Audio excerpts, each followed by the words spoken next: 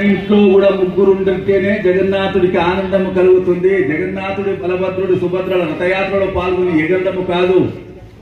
గణపతి పూజ చేస్తున్న మనం సంకల్పం తీసుకోవాలి. గణపతితో పాటు గణపతి అన్నానా తమ్ముడా కుమారస్వామి మా ఇంట్లో ఉన్నాడని చెప్పాలి. అలాగా రామలక్ష్మణ భరత శత్రుఘ్నులు మన ఇంట్లో వచ్చేలాగా చూసుకోవాలి. అవసరమైతే పంచపాండవులు మన ఇంట్లో వచ్చేలాగా చూసుకోవాలి.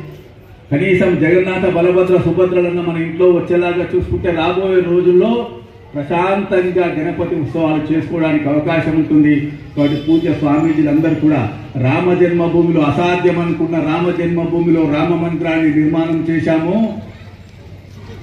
రాబోయే రోజుల్లో వీధి వీధిలో గల్లీ గల్లీలో బస్తీ బస్తీలో 100% రామ భక్తులు ఉండేలాగా మనం అందరం కలిసి ప్రయత్నం చేయాలి. దానికోసం గణపతి ఎప్పుడు కూడా తదాస్తు అంటాడు. భగవంతుడు ఎప్పుడు తదాస్తు అంటాడు.